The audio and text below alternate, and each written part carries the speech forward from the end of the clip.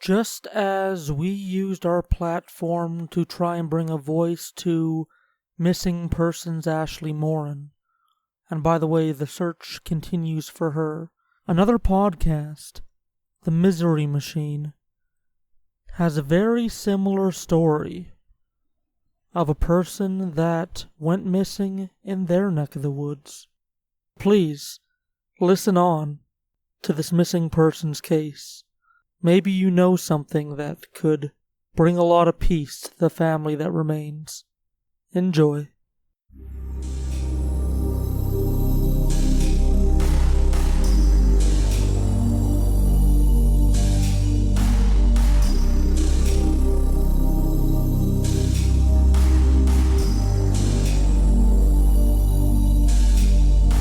Hi, we're The Misery Machine. I'm Gergie. And I'm Drew B.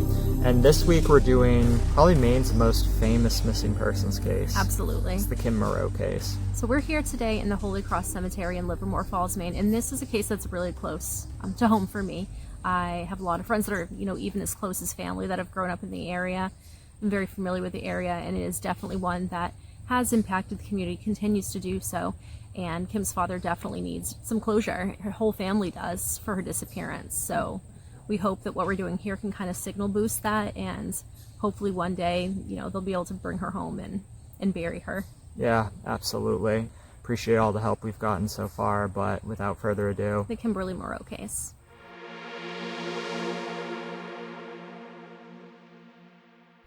The town of Jay is nestled in a valley formed by the Androscoggin River in southern Franklin County, which led the area to become a hotbed of industry during the Industrial Revolution.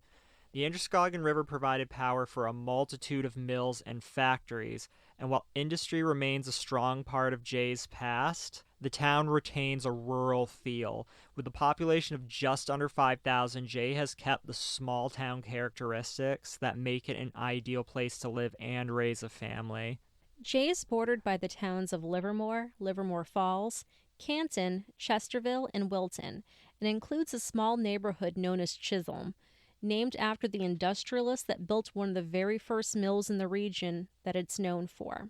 Upon driving into the region, it is hard to miss the posters fastened to utility poles every mile or so down the road, with their fluorescent colored tape and black and white photo of a young woman smiling happily.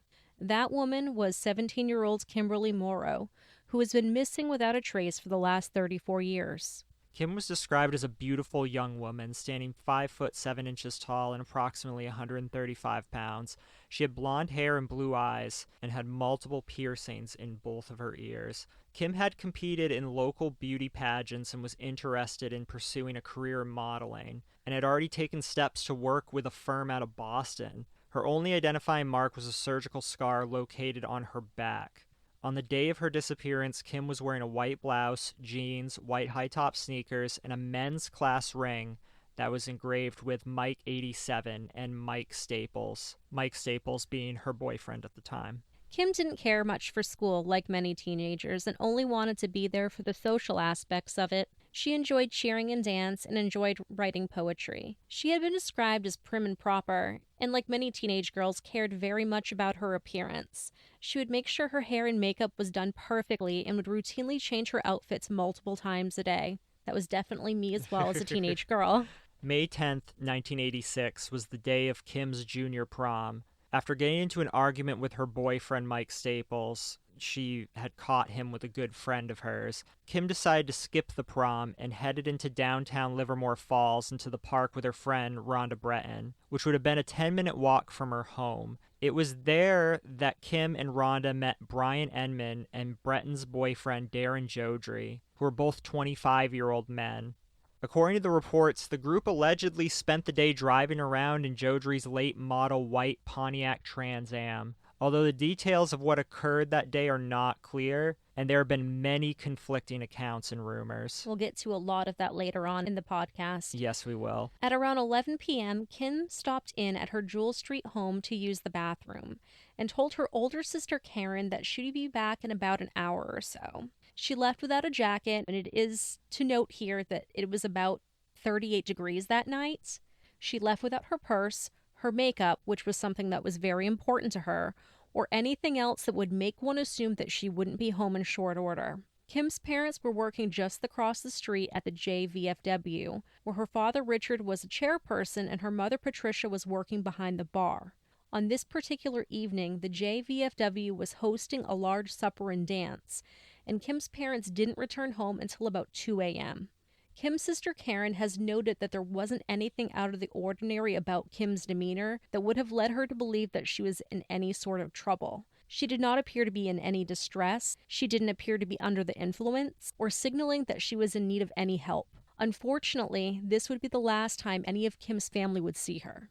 So when Richard and Patricia arrived home at 2 a.m. from the VFW and Kim wasn't home, they knew something was wrong, as this was not in her nature at all to stay out this late without some sort of notice. They put on a pot of coffee and stayed up and waited for her to return. When she didn't return home at 5 a.m., they knew something was definitely wrong, so they paid a visit to the J Police Department to file a missing persons report. Unfortunately, the J Police Department informed Richard and Patricia that they could not file a missing persons report for 48 hours. In the face of that, they spent the next 2 days reaching out to Kim's friends, trying to see if anyone knew where she was or what happened to her. At the 48-hour mark on the dot, Richard and Patricia returned to the J Police Department to report Kim missing yet again. Where they were hassled, the police claimed that it hadn't been 48 hours, so Richard forced the police to take their report, thinking that the wheels were in motion at this point, but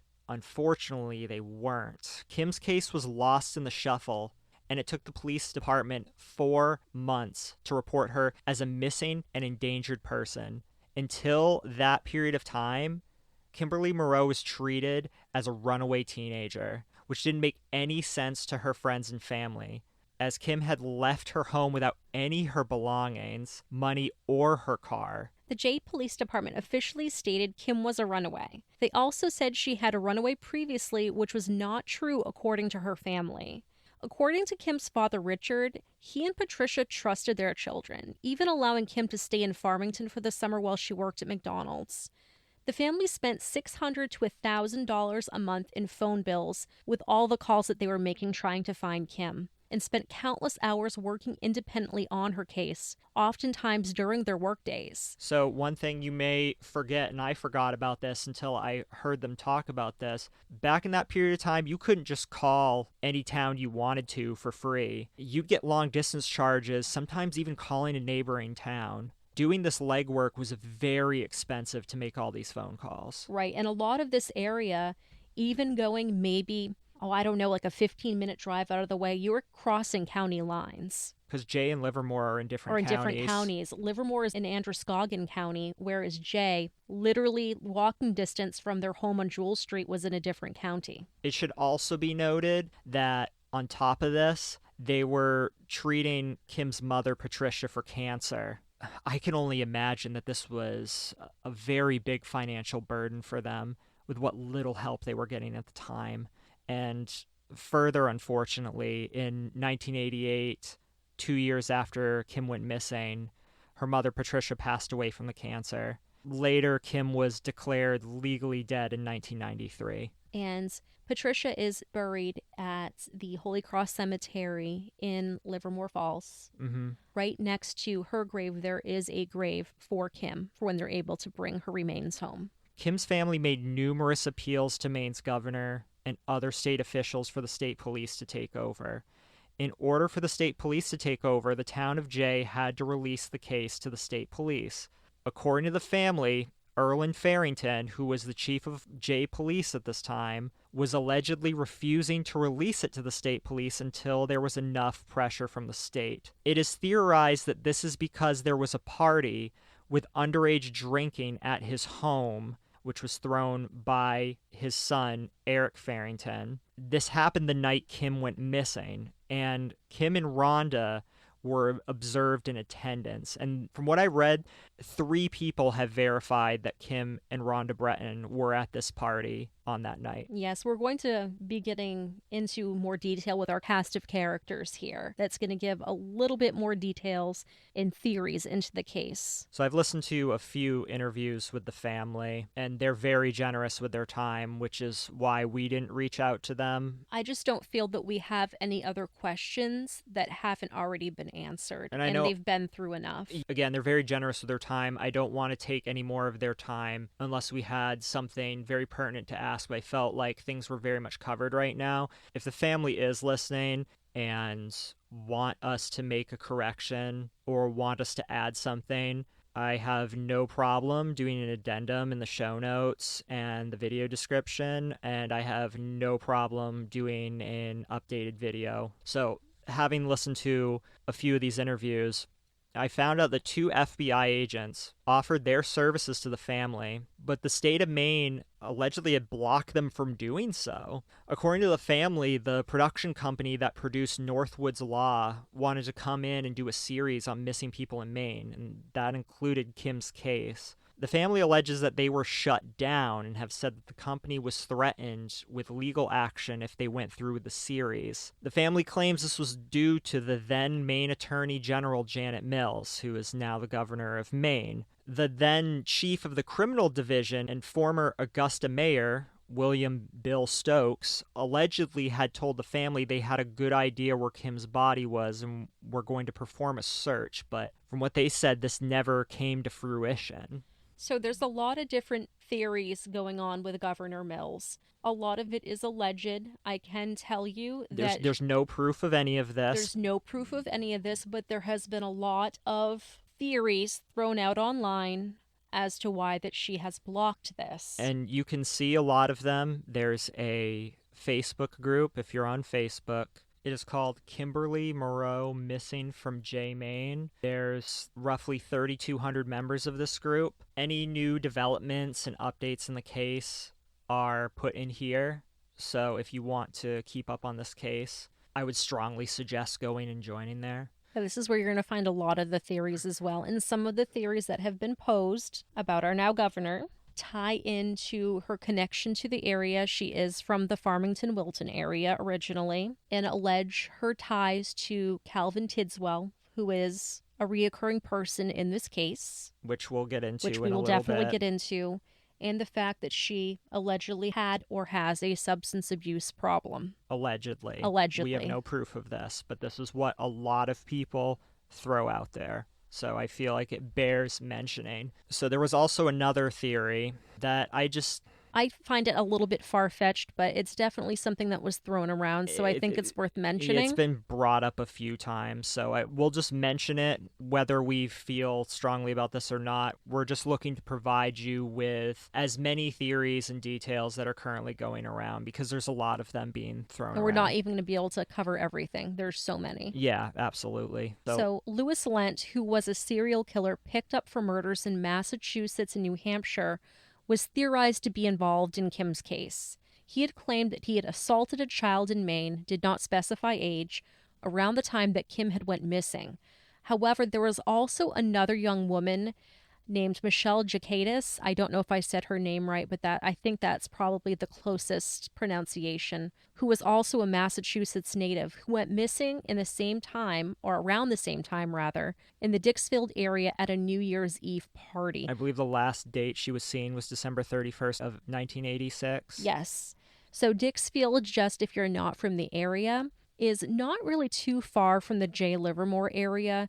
You would go through Canton, and there's actually a number of ways you can do it, but it is more towards Rumford, which is another mill town. I must mention, as far as Michelle Jacadis is concerned, is that if you try to look her up, there's almost nothing on her, which I find very sad. That is a case that I would love to signal boost. It seems like no one is signal boosting her, and I think the reason for that is there's almost no information on the case. It really feels, though, if you look into missing persons cases in Maine, there are a lot in Western Maine. There are definitely a lot in this area, so it really makes one wonder. And a lot tend to be just cold cased and forgotten about. The family deserves a lot of credit for never giving up and for putting in as much work as they have. So we talked with one of our patrons, Marky, a little bit about this. Marky grew up in Canton, and this is the same town where two of our suspects, Darren Jodry and Brian Enman, are from. Brian Enman actually still lives there. And this is what he had to say. He said the whole deal with the case is that it's such a small area, you couldn't skip school without everyone knowing about it. We all knew everyone. We all knew each other's dramas. I'm shocked no one has come out and told what has happened. In his opinion, 100% more than the perpetrators knew what had happened. And having grown up around small town areas myself, I found this quite surprising too, that word didn't get out eventually, especially with how many people saw Kim before she disappeared. There's been countless searches that have been conducted through the area. And countless tips as well, many that have been provided by psychics. The family I know speaks to psychics quite a bit. A representative for the state police said that out of all their missing persons cases in Maine, they get the most tips for Kimberly Moreau, which equate to, I believe they said, roughly 5 to 10 every 6 months, I think it was, which is pretty crazy for a case that it's been 34 years now. I just want to kind of highlight a couple of the searches that have been more recent. Last year there was a Right. search done. This is still being worked on. It is an open and active case. The family are still working with a detective. So in 2015, Brian Enman's property was searched in connection with Kim's disappearance, but unfortunately the police did come up empty-handed. Although nothing was found, allegedly dogs kept having hits for human remains. And I do know they went in there, I believe, with the University of Maine and used some of the ground-penetrating radar devices to try to get underneath the pad of his trailer.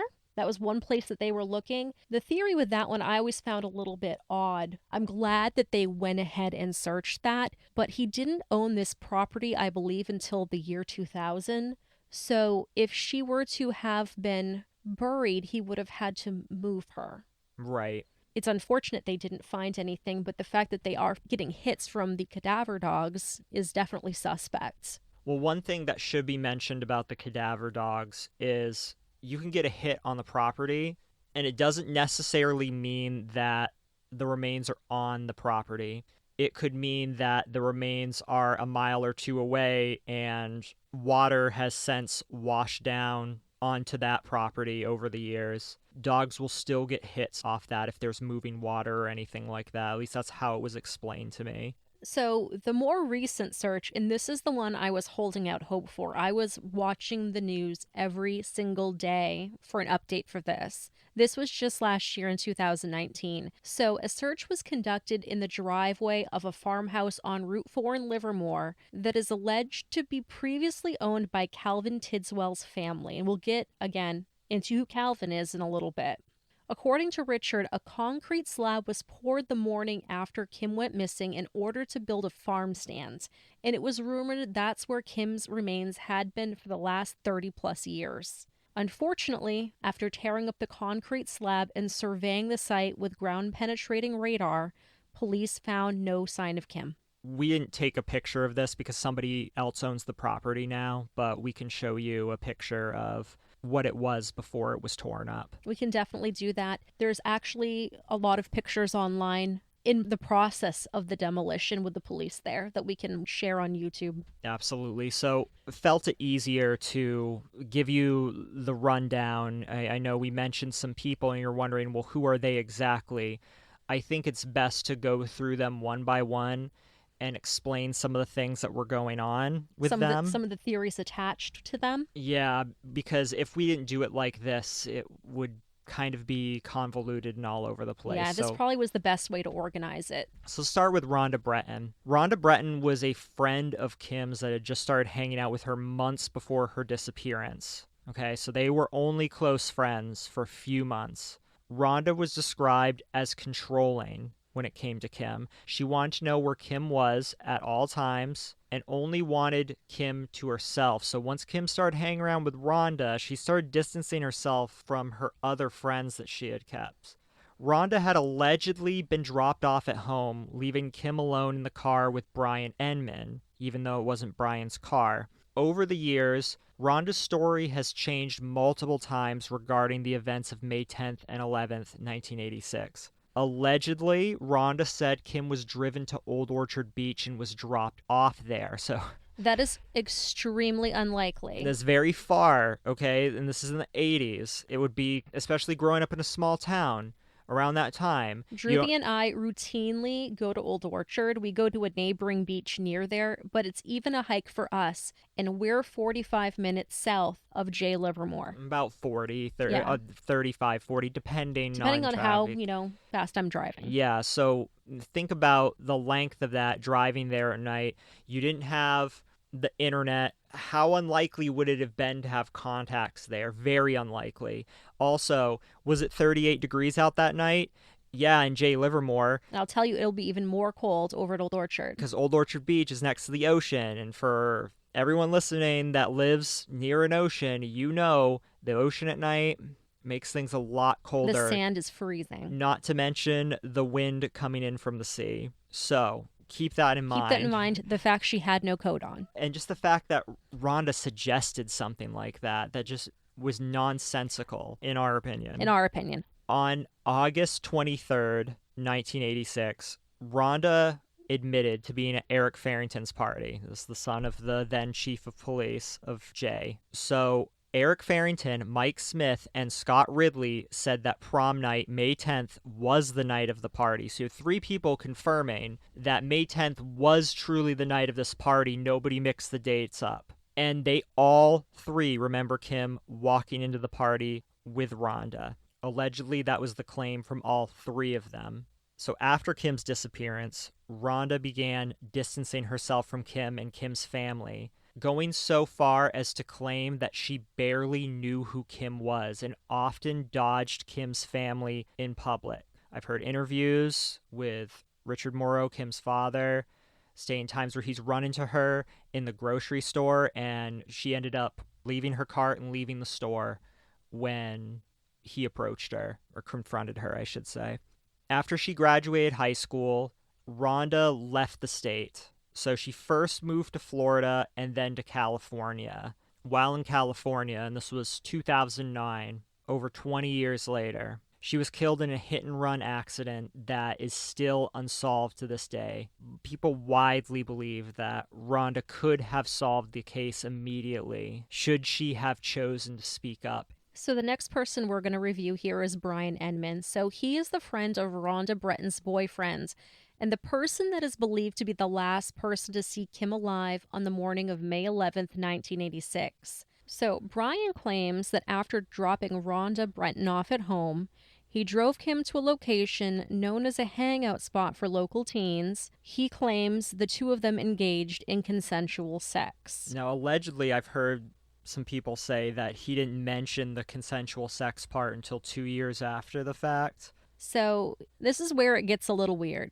He said he dropped her off down by the park in Livermore Falls. Now, I don't know what park they're talking about. There's a couple of places that could be this park. Now, behind the police station, there is a park where they have the Apple Pumpkin Festival. There's also now a skate park down in that area. In addition, kind of kitty corner to the Chuck Wagon, which is a wonderful restaurant downtown, there is a gazebo in another small park. And then kind of kitty corner to that, a little bit where the Cumberland Farms is, there's yet another smaller park with monuments. So I don't know for certain which park they're talking about, but this is all kind of in the general half-mile radius. He also said that he had dropped her off by the police station being directly across the street from the Chuck Wagon. And he had also said he had dropped her off near the monument in Chisholm at about 3 a.m., stating that she wanted to walk home to think about her issues with her boyfriend.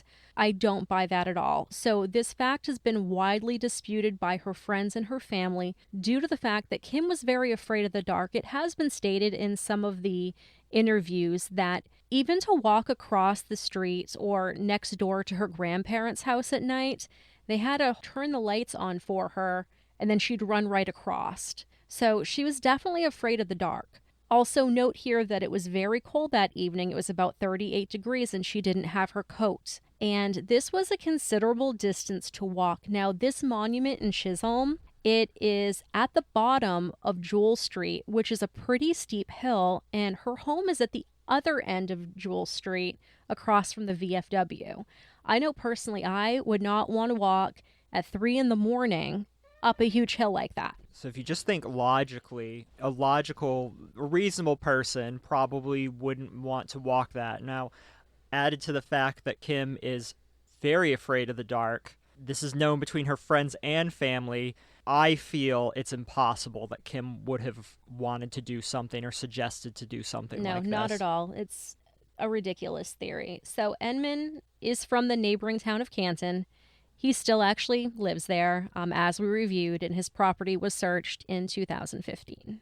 Darren Jodrey is a 25-year-old boyfriend of Rhonda Breton at the time, and he was the owner of the white Pontiac Trans Am. Jodrey was allegedly dropped off at 10 p.m. on May 10th, 1986 at the Rumford Mill, where he worked until 6 a.m. the following morning. Now, it's been alleged that oftentimes mill workers at that mill would fraudulently punch one another's time cards, so possibility. Jodrey claimed to not know who Kim was when confronted by Kim's sister, and according to Richard Moreau, failed the lie detector test. Apparently, him and Brian Enman both did. The Trans Am was allegedly, this is also according to Richard, sold to a sergeant or a lieutenant of the Rumford Police Department, and it took 17 years to process his car and evidence because the state of Maine claimed they couldn't track it down. So due to this egregious delay, all evidence was lost. Jodrey was also arrested in 2013 for cocaine trafficking in Mexico, Maine. I saw a comment where somebody said that he is no longer alive. However, that was the only comment I saw, and I couldn't find an obituary or any other thing stating that he is dead. Maybe he's in jail. We didn't check the police records of inmates. If anyone would like to comment or let us know what's going on with this guy, yeah, if he is or is not, I would like to confirm this. So just to kind of give you a reference point, Mexico, Maine is the neighboring town to Rumford. They're both mill towns. They kind of run into one another. Our next person, Mike Staples. So some people on social media have made accusations against Mike, and Richard claims that he talked to Mike for 10 hours one day and has said that he doesn't know anything. Allegedly, he never called the house wanting to know where Kim was or what was going on, which, if you're someone's significant other, that's really suspect. Yeah, that was concerning. I mean, I don't know if they broke up that day when Kim caught Mike with one of her friends, but even still, you still check. Yeah, you would think that if you heard that your ex went missing, assuming they broke up, you'd still want to know, right? I always found that weird, too. It's just definitely the decent thing to do. Yeah, I found that weird, too. According to Kim's sister, they asked Staples for Kim's class ring, and he said he lost it with a big grin. So allegedly, he had ended up selling it to Calvin Tidswell for a $10 bottle of alcohol. That's the rumor, which now... We're getting to Calvin. We'll get into Calvin Tidswell. I have issues with this guy. Huge issues. So Calvin was an ex-con and drug dealer that owns an arcade in downtown Livermore Falls, kind of by the police station. It's no longer operational. It is no longer there. So he was allegedly known to befriend and furnish drugs and alcohol to teenagers despite being well into his 40s. So he's kind of a scumbag. And I'm going to say that without any allegedly. This guy sucks. He is reported to have stolen a car and gotten into an accident that killed his friends. Which was a 16-year-old girl. Which was a 16-year-old girl. And she did die. So for this, he served 2 years in prison in 1978. So in 1978, he would have been in his 30s. Why are you hanging out with a 16-year-old girl? He was also arrested for assaulting an officer in 1986 and was sent back to prison for 2 additional years after the officer was trying to break up a pit party. So in 1988, when he was released, he began selling cocaine and was busted for selling to an undercover police officer in 1989. I couldn't find out exactly when he was released from prison after the cocaine arrest in 1989, though there was a Sun Journal article covering the fact that he could not find work, and it showed him in a very sympathetic light. I could not find the date of this article, so... And, like, why is everyone caring about this guy? This guy sucks. Why is the Sun Journal caring? This I don't understand. So anyway, Richard believes that Calvin was involved in some secondary way, possibly helping Enman dispose of Kim's remains, and this I do believe. Calvin Tidswell had Kim's class ring that he had kept in a can in a cupboard in his mother's house. This has since been recovered and is now in the family's possession. Thank goodness. I believe what happened is he was in prison at the time and told the police where to find the ring, and they went and retrieved it. Yes. So Richard claims Calvin told him once that once the case is solved, he'll help fill in the details. Something like that. Yes. Roughly, he'll fill in the details. And it has been alleged that Calvin was also at the Farrington house party. Again, why is a man in his 40s partying with teenagers? And allegedly, we saw one account of this in the Facebook group, that he was last seen dragging Kim from the house. And Calvin is still in Maine and has relocated to the Poland New Gloucester area.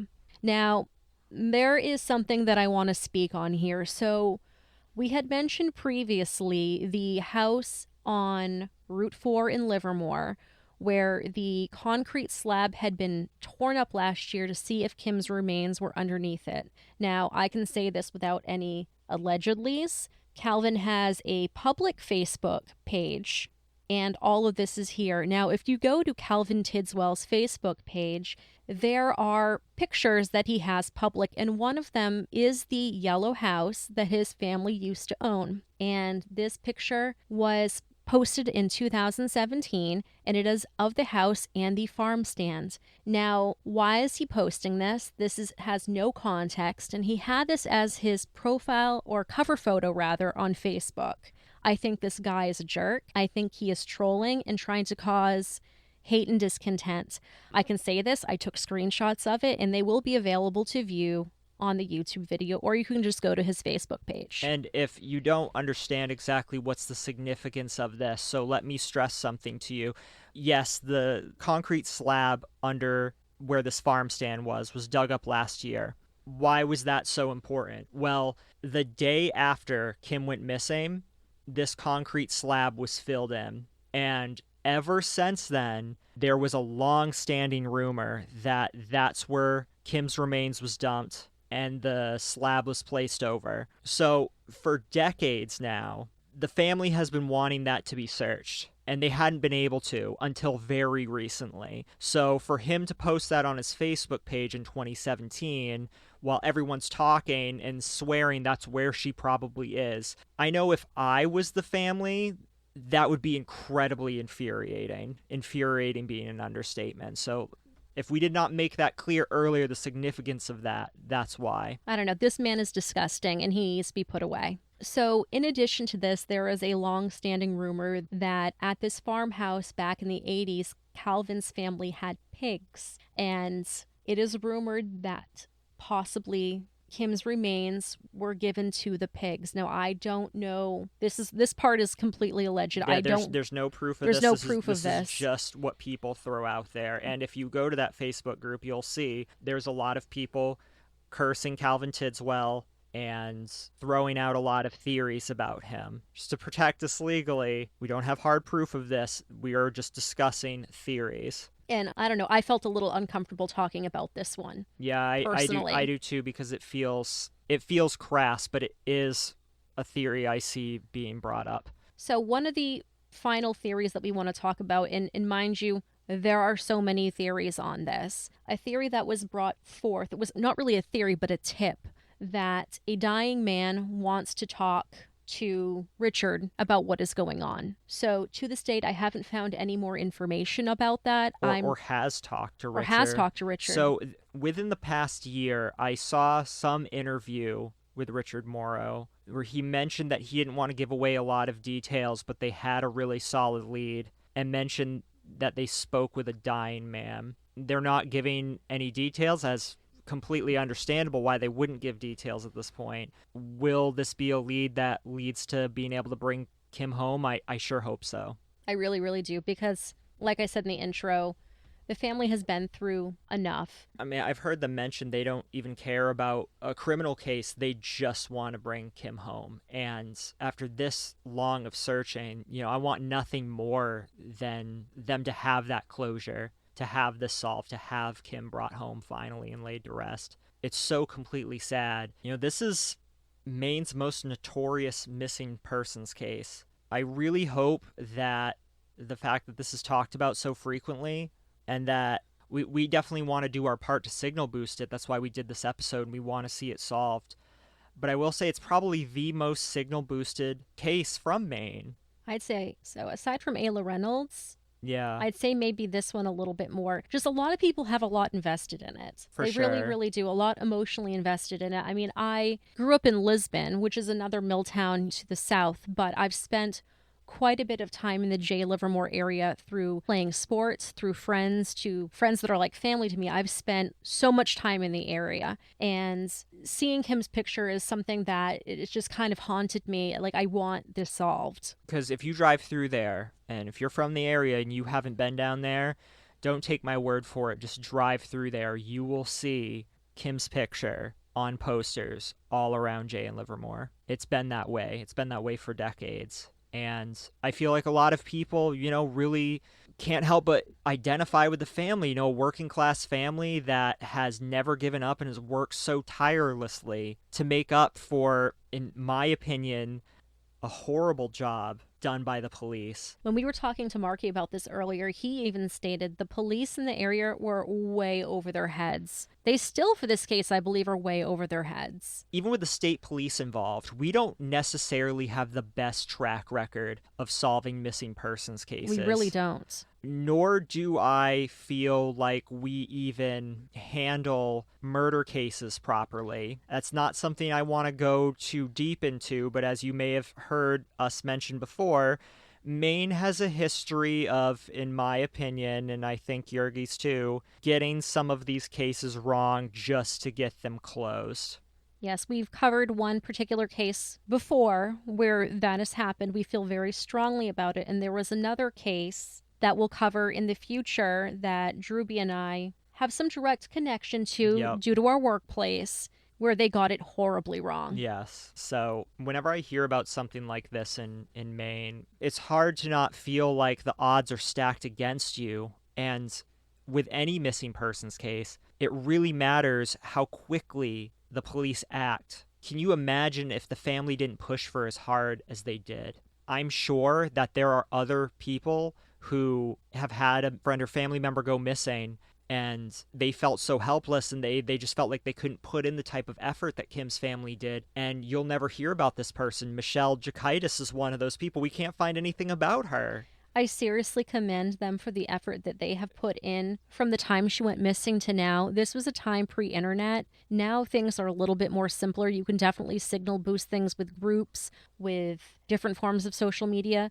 As you know, back in the 80s, that wasn't a thing. All you could do was flyer and then pressure people and run to the papers. That's all you could do. And, these folks, Richard and Diane and Karen, they have well put their work in tirelessly. One thing that I should mention that Richard did is he was working at the Verso paper mill at the time, which is a paper mill in Jay. I'm not sure it was the Verso one because there were two mills in Jay. So, Richard, if you are listening, definitely correct us. I thought he said Verso. I could be wrong. So the Verso mill is the one more towards North Jay, which recently, unfortunately, exploded. Yes. There was a very dangerous explosion recently. Yes, this was in April of this year, I believe. But there was previously a mill, and there's, I don't want to say ruins, but there's a partial mill still in the Chisholm area, which is more towards Livermore Falls. Mm-hmm. I'm not sure which he worked at. I'm going to kind of go maybe with the one that was closer to home, but I am not sure. But continue. I'm sorry. So no, that's fine. So one thing that he said he used to do is every shipment of paper that they would send out, he would include a missing poster for Kim. That's smart. That's awesome. And so because of that, Kim's missing poster is gone all over the world. He said Europe, Japan, China, South America. It has literally gone everywhere they ship paper, has included at least one missing poster of Kim Moreau, and I thought that was really, really awesome. This man has never given up. The family has never given up, and I just want them to be at peace. I just want to see this solved. So I guess we'll just kind of close with this. I'm not even really going to plug us this episode. It's not appropriate. Yeah, this is more so about us wanting to finally see this case get solved, you know, in our home state, in a place like I grew up not far from this place. So if you know anything, and I mean anything, even a small amount, just one little tidbit that you think is meaningless, you never know what that will do to add to existing information that has not yet been released. Please, please, please either contact the family directly or contact the Maine State Police. There is many different avenues to do this. Just please, I want to see this solved. All our social media or ways to get in contact with us are in the description on YouTube or in the show notes if you're listening on platforms. Again, if you want to reach out to us, Instagram probably the best way to do it, or you can email us at miserymachinepodcast@gmail.com. But with that, We love you so much, everyone. we love you. If you've gotten this far, thank you for listening to this as a main case. This is very and we close to our urge hearts. you, if you can, to please share the episode. Yes, please share this episode. It's not about us. This is about a signal boost. Like- Get this out there. We do not want this case to fall by the wayside. No. It needs to be out there all the time until she gets to come home. Absolutely. Okay. Well, until next week. We love you very much. We love you guys. All right. All right. Bye. Bye.